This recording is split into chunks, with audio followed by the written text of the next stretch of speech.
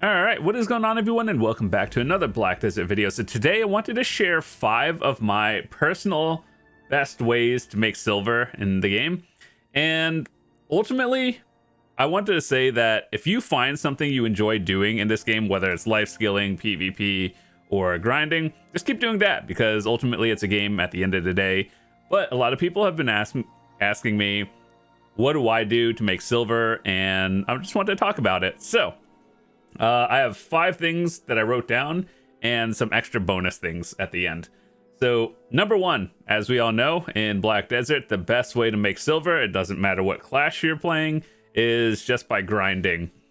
And the best way, as a general idea of where you should grind, is there's a tab down here called the Monster Zone info, and you could sort by like AP order or like by region at the top. And what it'll allow you to do is find all the grind spots, and you could look at it. I would say about 90% of all of this is pretty accurate, and a little bit is off, maybe a little bit outdated. But I would say a majority of the spots are pretty accurate. And I do have a video, which I'll leave a link in the description if you guys care, to the videos I made. So like the best grind spots for silver, the best grind spots for XP, Agris, and all that stuff. So those are usually pretty popular ones. So if you want to check that out on your own time, I talk about it in a lot of detail, and it's for beginners all the way to end game, and we talk about basically every single spot and why it's good. So yeah, those are longer videos if you want to watch that. But if you don't care, just go to the Monster Zone info, sort by like AP or region, and then find wherever your AP is at, and then you'll be good. So the next 4 things I want to talk about are the ways that make silver. They're all life skills, actually. Believe it or not, life skills, they got buffed recently, and they make a lot more than they did. So looking at my life skill levels, you can see I do a lot of gathering, cooking, processing, and, fishing. So I wanted to talk about those. Number 1, every day I try to do at least maybe like 1 full energy dump of, when I go get close to max, I'll try to go gather. And what you should gather at the time really depends on the market, as we all know. So for example, right now, the pre-owned accessories, these new things, they're like higher than Monos tier. And so everyone is gathering the materials to enhance it, myself included, more or less, but the enhancement rate's not great. New story. So I think a few of the places I've been grinding are for those black gem fragments, and you can get these as well and then turn them into the concentrated other ones. So it's, it's a little bit of profit if you're selling it, but there's a lot of orders because people are enhancing it themselves. But if you want some items to, you can gather at any given time and just dunk it on the market and get some good silver, it's a lot of saps and timbers. So you just have to look at what kind of timbers or saps have the highest prices, go gather that for a little bit. And one thing I would recommend to newer players, if you haven't already done so, is do the quest line that allows you to unlock the green thumb. I think that's what it's called. And you turn it on and off. So basically allows you to use like 10 times the amount of energy when you're gathering, and then you get 10 times the amount of materials on average. So overall, it actually saves a lot of time. And to give you a realistic number of how much time it saves, if I were to turn this off, or I guess back in the day, from max energy, let's say 600-ish, to 0, it would take me about an hour and 15-20 minutes to use it all. That was sort of using potions on cooldown as well. And now with this on, it takes me about like 35-40 minutes to use it all. And that's off of the event thing. So it actually does cut down a lot of time on your daily. So it is worth doing, and make sure to turn this on. The next thing I want to talk about is the next few ones are not in any particular order. You kind of just want to do them all eventually. Is hunting. Now, hunting is actually low-key pretty good silver. And I made a video a while ago where I show you how to go hunting from beginner 1 all the way to guru. And there's 2 different ways. One is regular hunting down here at the hunting like Narcion area. That's a good way to level up fast. But then the real silver comes in from sniper hunting. So if you have a character down there, let me show you my character over here. You can upgrade it, get your hunter's clothes, and this one's a little bit tricky because you could do it at beginner, but if you have silver to spare and invest early on, it'll speed up the process because the level and your mastery affects what kind of matchlock you can use. And so like you have to be artisan 10, but if you are not there yet, there are like other matchlocks you can use, like 1 tier below it, which only requires mastery. So if you buy like a Tet hunter's clothes and, you know, have some like monos and everything, you could set all that up. And sniper hunting is essentially the same. People ask me, is it better to do sniper hunting or regular hunting versus gathering? It really depends on what you're looking for in terms of materials. Like you get a lot of blood, meats, and then of course the other materials that you could turn into those housing items that give buffs, which sell for a lot, and also like extra enhancing materials.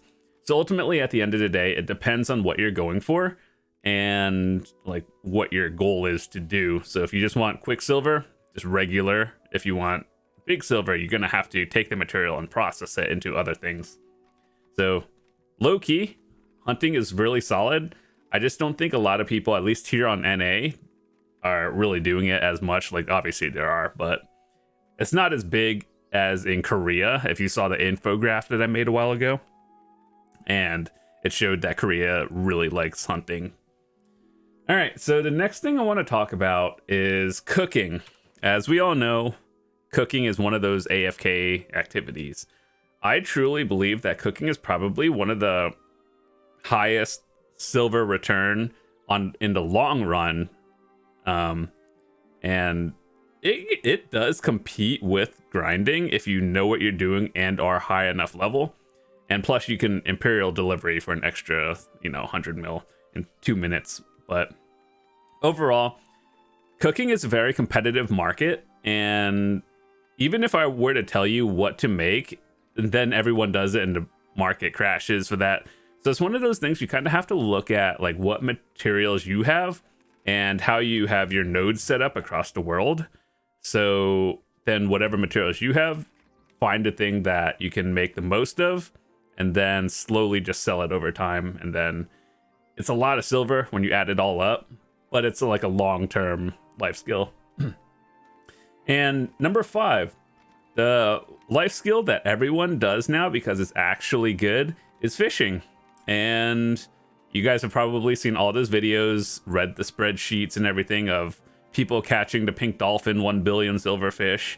And fishing is, I would say, maybe 1 to 2 billion silver in a 10 to 12 hour period. Let's say you leave your computer on overnight when you're sleeping or something. You wake up, sell all your fish, and then you're like 1 billion plus silver richer. And I think it's actually a really good thing that they buffed fishing because, it allows people to catch up faster. I personally don't leave my game on overnight. I should, but I just don't care enough. And yeah, so fishing is actually really decent now. If you want to know more about it, you could watch other videos. I'm still doing a little bit of testing and trying to find out what's like overall better throughout the day when I'm AFK doing stuff. But when in doubt, you just go fishing in different spots and see what kind of rare stuff you get. So a few things. This is my current fisher, and things I would recommend getting. A Monos chair, because that one is, you just repair it. It's super easy. And then, of course, you want to get the Monos Fisher clothes, and then the quest line to get this fish tank. I would recommend doing that because this is not worth buying or spending $30 on to get it from the Pearl Shop.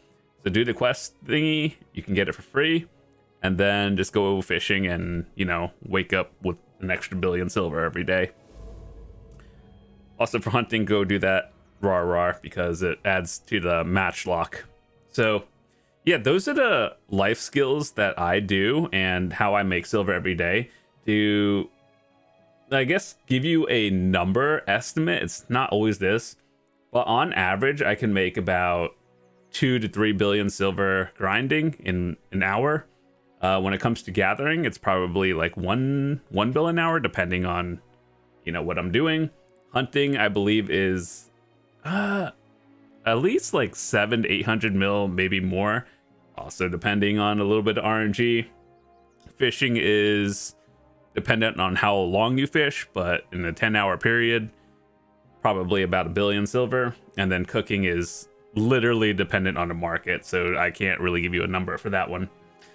But other things I wanted to talk about in terms of what you should do and, like, you know, regular activities, get into the habit of doing, is start doing your Black Shrine bosses, both the solo ones, and if you have a guild that does the weeklies, start doing the weeklies. And the reason why is the loot you get here, most of it not so great. However, it does give you those ember thingies, it gives you mem frags, and then occasionally the crystals that you can sell.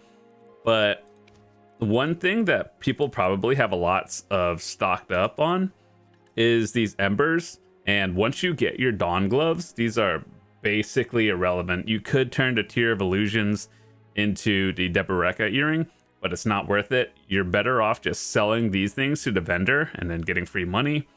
But also, if you get some crystals, maybe one day in the future, they'll make them into a new crystal that we actually have use for. Remember when people were making all of these crystals for the ultimate Macalods and they were permanently sold out? Yeah, now I can just make them. However, the cost is, you know, kind of high still. But either way, it's worth doing. And the boss shrines for the party one, like, low-key, if your group can do hards, like hard difficulty of some of them, then you could make probably around like 5+ billion silver an hour, but it's like a weekly thing. So I guess as a sort of tier list of difficulty, I would consider Jigwe on both normal and hard at like a very easy level. You just have to kind of look at telegraphs and then dodge things. Blue Clad is more of like a puzzle boss, and my group just doesn't like doing it just because it is the puzzle boss. And also, if you look at the timers, people, it's like a long one. Like, you know, this one is 7 minutes or 6 minutes, whereas you could do Jigwe in like 2 minutes, or the other ones in like a minute. So yeah, this one, it's not difficult. You don't really need that much gear, but it is a longer one. Bulgasil is an awareness check. And if you've ever done like the weekly bosses from, you know, that give you all the extra materials, the mechanics are the same. So if you want to learn it. Uturi is, do you know how to not stand in red? And if you get the green thingy, run it out of the group. So all, I would say easy, middle of the difficulty, easy, very easy.